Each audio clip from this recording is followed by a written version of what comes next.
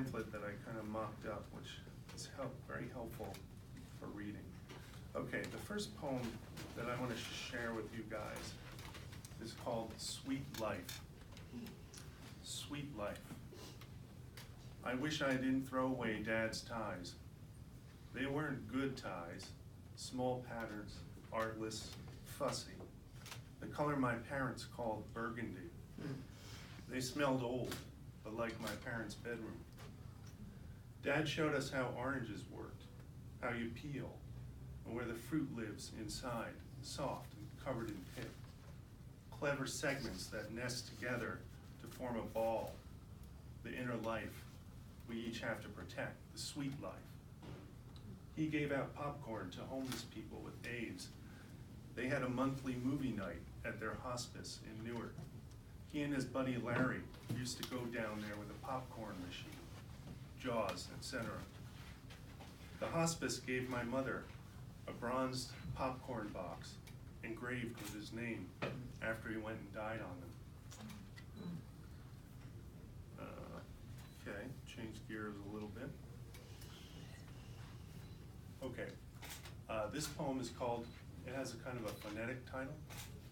Who are your masters? Who are your masters? Hanging out in Jamaica one day, I talked about Cubism with an art historian who had discovered aerial photographs of a hilltop village among Picasso's papers and thought he was onto the origin of Cubism. On a rooftop in New York, one spring night, a French woman asked me, "Où are your masters?" Faulkner? She wanted Americans. At the time, I was deeply into Edgar Allan Poe, so back to Cubism. The buildings of the city, seen from that rooftop, compartmented, holding light that steamed when leaking out. Disappointing, unsecured light under this roof.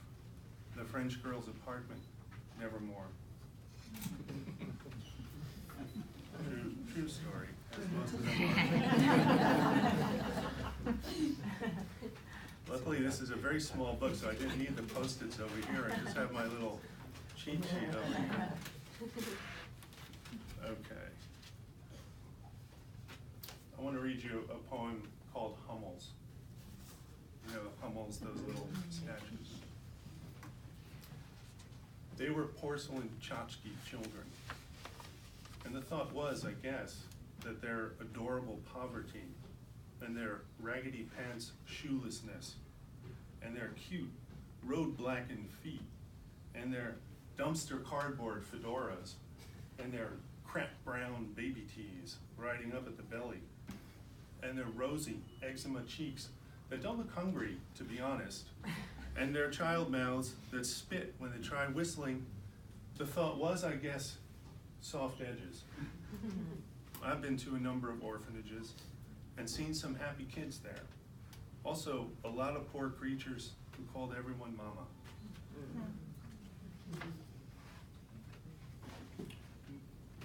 Trip over the wires. Okay, I'm gonna read something a little longer for you. It's called The Russians.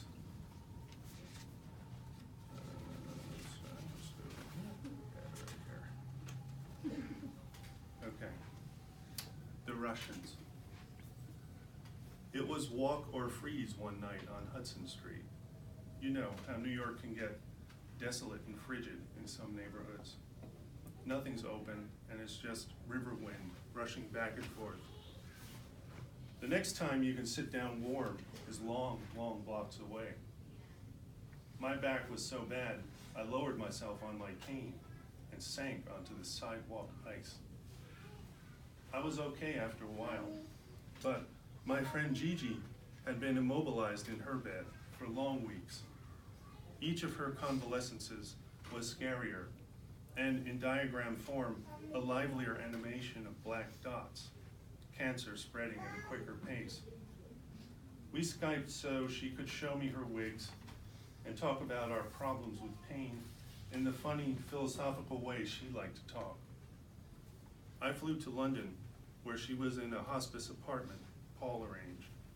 He cooked for her and left us alone to say goodbye. "Read me the Russians," she said.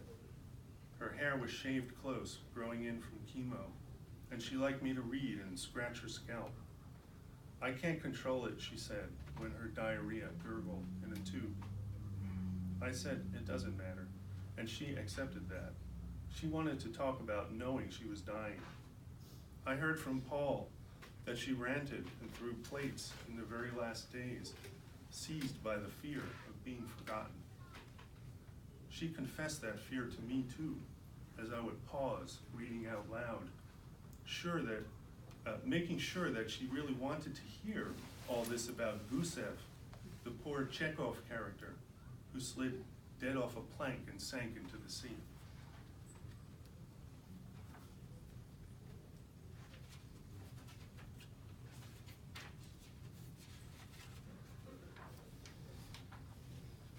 Jackpot.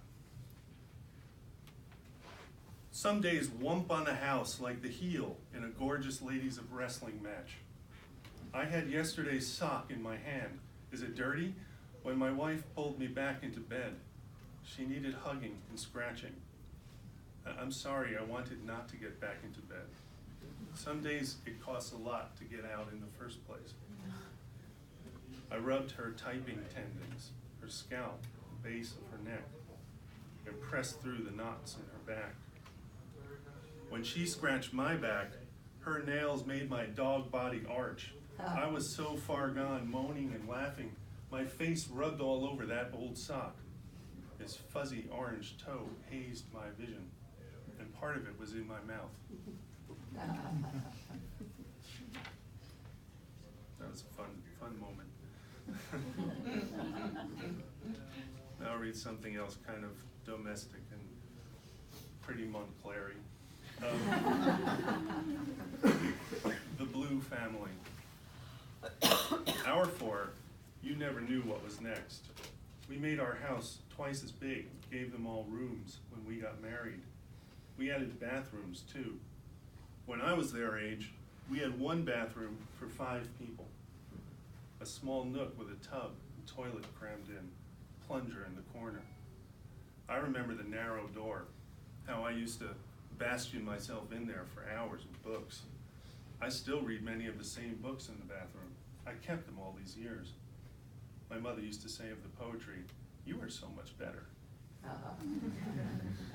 Dad's aluminum coffee pot was 3 pieces stacked. I could draw you a diagram today of the pourer on the bottom with its nose-sized spout, the basket set on top of it, where we'd scoop Maxwell House, and the topmost piece, the dripper reservoir that sat in the basket pressing down the grounds.